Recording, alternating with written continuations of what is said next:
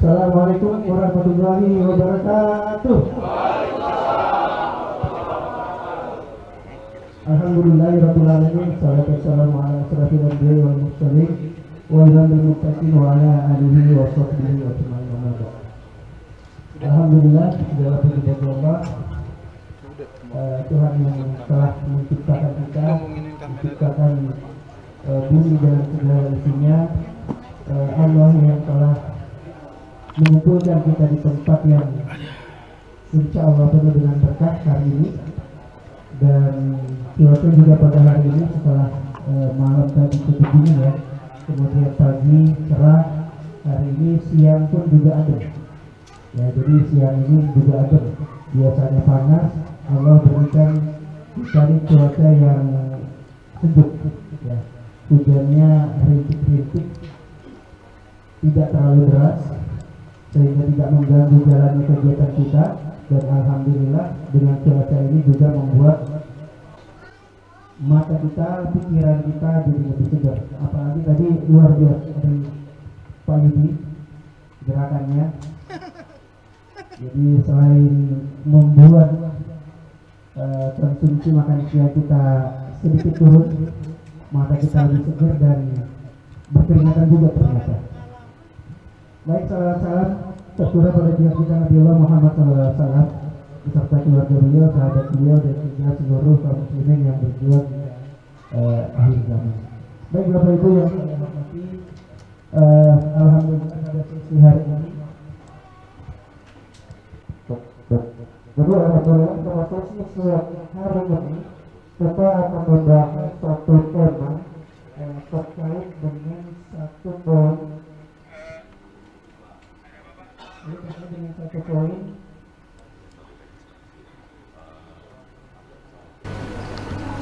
mudah-mudahan kedengaran ya? Ya. Nah, jelas begitu. Bapak Ibu sekalian, jadi pembahasan kita pada siang hari ini adalah membahas tema tentang satu bagian dari materi yang disampaikan oleh guru kita setelah masa lalu kita menyampaikan atau memberikan materi pelatihan tentang Jamubi, dan saya yakin pelatihan tersebut sudah kita ikuti dengan baik, bahkan sampai produksinya, dan bukan hanya yang dasar tapi turunan-turunannya saya yakin dengan Bapak Ibu sekalian telah melewati itu, melakukan. baik. Nah, alhamdulillah. Ya, betul Bapak Ibu sekalian. Jadi ya, kabar baiknya Pak Ahmad Rifani bisa bersama kita sampai pukul 3 sore nanti. Jadi saya berharap keberadaan beliau bisa kita maksimalkan bersama ya. Sesi interaktif saya harap nanti akan sangat berkembang dan sangat dinamis. Saya berharap demikian, supaya apa? Supaya gambaran terkait dengan kemandirian pasar yang selama ini baik saat ini sedang kita coba bangun, kita coba rintis, itu setidaknya pada momen hari ini itu mendapatkan gambaran. Kita dapat gambaran ini nanti gimana nih, gitu kan? Sinerginya seperti apa, gitu. Setelah kita melakukan produksi itu tidak pusing lagi. Ini nanti akan dilempar kemana? Harga terbaik yang bisa dimunculkan itu seperti apa, gitu. Jadi ini saya sangat berharap, dan kita pun juga berharap bisa menjadi win-win solution. Karena dilema kita saat ini di pertanian kita adalah terkait dengan harga. Karena harga pasar atau harga produk yang kita hasilkan itu adalah satu-satunya variabel yang tidak bisa petani tentukan. Ya, gitu kan. Petani sangat apa namanya ya, termarginalkan mungkin. Tidak bisa menentukan hal itu. Sementara pada saat proses produksinya, pupuk itu biasanya sudah ditentukan harganya, bibit sudah diproduksikan, waktu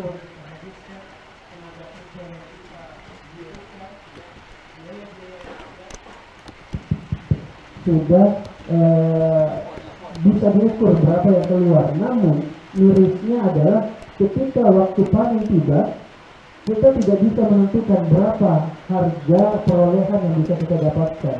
Ini sangat di luar prediksi banyak petani, sehingga ini perlu kita jamin, perlu kita carikan solusinya seperti apa agar dilema ini tidak terjadi di kemudian hari dan tidak terjadi terus menerus. Baik, jadi untuk lebih mengefisienkan waktu, dia sesi pertama mungkin ke Pak Ahmad Rifani. Nanti saya memohon kesediaannya untuk sedikit menjelaskan tentang potensi dan kawan-kawan yang ada di ruangan ini, di forum ini, terkait bagaimana sih gitu kan bisa produk yang kita hasilkan itu bisa terserap mungkin sampai masuk ke modern market ya, karena masuk ke modern market itu menjadi sesuatu hal yang dalam tanda kutip itu sesuatu yang diinginkan, dibangga. Ini karena keren nih kelihatan. Oke, silakan. Itu saya perlu. Nama-nama itu. Bismillahirrahmanirrahim. Assalamualaikum warahmatullahi wabarakatuh. Apa itu? Alhamdulillah saya bisa berdiri hari ini di depan bapak-bapak ini. Perkenalkan, nama saya Ahmad Rifani, tapi saya biasa dipanggil Pepeng. Jadi kalau di Facebook Pepeng Rifani. Saya mewakili dari PT Bidangiri Agrosudaya, pemasok kebutuhan sayur mayur untuk pasar modern di Jabodetabek, dan saya pernah juga diri sampai Surabaya juga. Kami memang berdiri tahun 94. Alhamdulillah saya masih bertahan sampai 30 tahun seperti saat ini. Saya mau mengakui di depan bapak-bapak yang sudah mendapatkan cahaya organik ya, dengan dari Ustaz Cawaludin ini. Kalau saya ini masih 70% masih kafir kimia lah begitu. Jadi belum sepenuhnya mempercayai organik, baru 30% saya mengajar. Jadi pengertian organik kalau menurut saya itu adalah proses, bukan adalah produk akhir. Kadang-kadang kalau saya menghadapi petani-petani organik di luar komunitas ini, selalu mereka mengatakan begini, kalau produknya organik, berapa Bapak bisa beli? Harganya bedanya berapa? Saya bilang, pasar belum menghargai, bahkan pasar itu membebani produk organik. Contohnya dengan sertifikasi organik, macam-macam syarat organik, seperti harus dari Tokopedia dan sebagainya, dan itu biaya buat petani, dan itu dibayar oleh petani, bukan oleh pemerintah begitu. Walaupun ada. Nah inilah akhirnya saya juga berpikir, kalau tidak ada penghargaan terhadap produk organik, kenapa harus diciptakan organik? Tapi saya melihatnya lain, Pak. Apakah organik ini bisa tadi disebutkan oleh Pak Gunadi tadi bahwa komunitas Lumbung Nusantara ini sudah mandiri. Bapak tahu sekarang pupuk NPK Pelangi harganya berapa satu sak, Pak? Sampai 850, sampai katanya tahun ini paketnya adalah 1 juta satu sak. Nah, kita tergantung sekali dengan alasannya perang dan sebagainya. Nah, kemudian kita sudah mandiri secara ini. Kemudian reduksi kosnya jauh lebih rendah. Tadi juga saya bicara, ternyata kos produksinya lebih rendah. Kalau akhirnya bagaimana? Bisa diterima atau tidak? Kalau saya di sini ada kos sekitar 3 kilo, mungkin kalau untuk pasar modern, mungkin harus dikecilin. Tapi jangan lupa ada pasar lain yang akan terima itu, Pak. Nah, ini nanti yang akan saya terangkan. Itulah dulu ya, kita bicara dari situ. Dan saya sekarang mau bicara dulu, kan saya ini kan tidak tahu yang lain, tapi saya tahu produk horti, sayuran, maaf. Dengan horti itu kan ada bunga dan sebagainya, buah-buahan. Saya kan bicara sayuran. Sayuran itu, semua produksi sayuran di Indonesia itu hanya 90%, hanya 10% yang bisa masuk ke pasar modern. Pasar modern itu apa? Dia suka supermarket, catering, kemudian ekspor, itu hanya 10%. Sisanya adalah ke pasar induk, di mana itu supply demand itu sangat terasa, Pak. Supply-nya kurang, harganya cabai rawit di Banyuwangi bisa 100.000. Nah, tentunya nggak bisa dikontrol. Nah, semuanya tergantung di Indonesia komposisinya seperti itu. Untuk sayuran, 10% itu hanya 30%. Kecil sekali. Nah, bagaimana kita mengurangkan kepanggilan pasar tadi? Adalah salah satunya adalah menciptakan suatu tren. Apakah produk kita itu kualitasnya bagus, berdaya saing atau tidak? Nah, sekarang contoh yang saya katakan begini, Pak. Kalau di pasar model itu supermarket, itu sekarang komposisinya adalah 70% itu pasar offline, pasar-pasar yang sekarang ada bangunannya, Pak, dan 30% itu pasar online. Dan mereka tidak pernah tahu bagaimana produk itu. Tidak ada penghargaan sama sekali terhadap produk itu. Artinya kita harus berdaya saing. Nah, sementara ancaman kita itu adalah ada produk yang akan masuk dari luar ke kita, dan ada produk-produk yang yang tidak stabil di dalam negeri. Contohnya misalnya ini, hari ini kita dalam call semua, kalau tiba-tiba hancur harganya. Ini kan yang mempengaruhi harga produk kita, karena produk kita kan pengennya adalah harganya itu sesuai di atas harga pokok produksi kan, begitu Pak. Nah, solusi yang saya sarankan ke depan komunitas Bumi Nusantara itu adalah ada satu pasar industri yang sekarang belum digalakan. Misalnya contoh catering, Pak. Sekarang ini karena pabrik-pabrik bawa efisiensi, catering ini sekarang bergerak. Bahkan ada sekarang yang besok nanti sebetulnya hari ini saya mesti ketemu jam 2 tadi, itu akan membuka catering untuk setiap hari 6.000 karyawan makan siang dan malam. Artinya kalau 6.000, karena bapak aja makan itu kira-kira berapa persen sayurnya, berapa persen ayamnya dan sebagainya. Kita katakanlah sayur atau buahnya gitu. Berapa persen, mungkin sayur buah ada 40%, 6.000 buah kali makan, Pak. Itu kan pasar itu baru satu catering. Belum catering hotel, air dan sebagainya. Ini kita coba arahkan. Kemudian ada industri olahan. Contoh cabai. Cabai itu, industri cabai seperti ABC, Indofood, itu sekarang belum tergarap. Kalau untuk informasi Pak, sekarang Koperasi Karyawan Indofood itu membuat greenhouse atau GH di daerah Cikampek, Pak Bambang, itu 78 hektar untuk memproduksi cabai untuk mensuplai kebutuhan Indofood sendiri, Pak.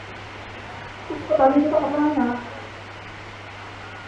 Sementara kos produksi petani cabai itu 8.000 per pohon, Pak. Berapa Pak produksi Bapak?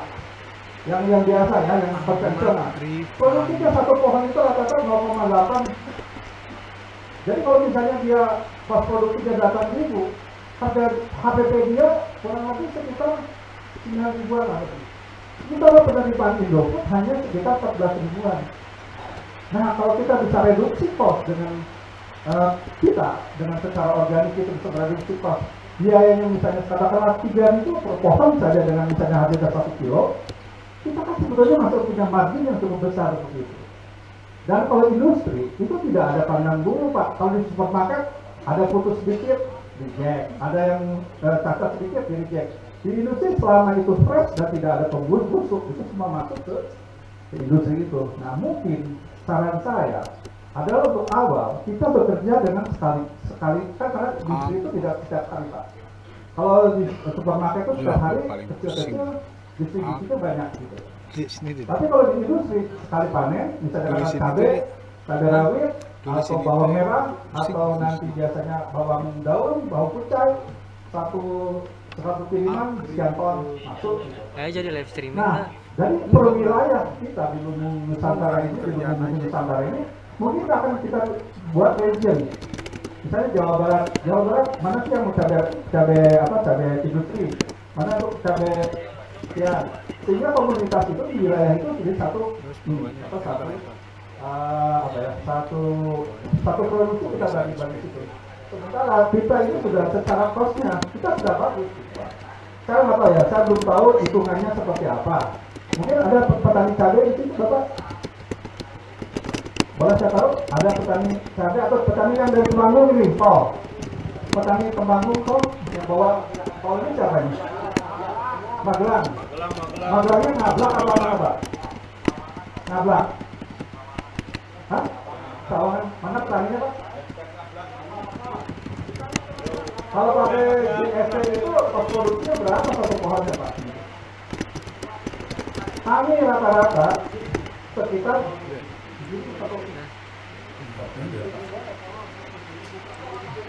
kami itu kalau di Jawa Barat itu satu kol itu sekitar 3.000-an.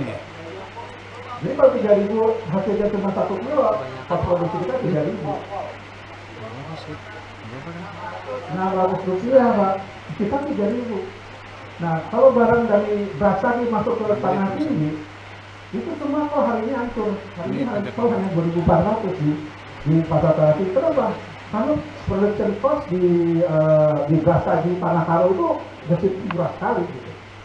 Nah ini kan artinya karena kita tadi saya bilang sekitar 90% pasar sayur mayur kita masih ditentukan oleh supply demand dari pasar wholesale market tadi Pak gitu. Nah kita harus memperbesar nih ceruk pasar yang ke wholesale market ini. Nah sekarang kita bicara kemandirian. Berarti artinya marketing kita harus berkolaborasi dengan siapa nih? Lumbung Bumi Nusantara ini. Nah, saya manusia bermuka dua, Pak. Satu saya mewakili Jemandiri dan saya ini downline-nya Pak Anies Asar di KBHI, gitu Pak. Jadi saya juga menawarkan KBHI itu satu komunitas para pedagang sayur mayur dan buah-buahan di Indonesia yang siap dan insya Allah akan berkolaborasi dengan Bapak Kota sekalian. Kami tersebar dari mulai Sumatera Utara sampai ke seluruh Indonesia, ke Kalimantan juga. Nanti itu komunitas-komunitas yang ada di Makassar dan sebagainya bisa berhubungan dengan para anggota kami untuk menyalurkan produk dari Bapak-Bapak sekalian. Itu mungkin pesan sponsor dari KBHI-nya. Gitu. Tapi insya Allah dari secara perusahaan, kalau kami dari Jemandiri untuk wilayah Jawa Barat, Jawa Tengah, insya Allah itu kami sudah punya jejaring produksi juga.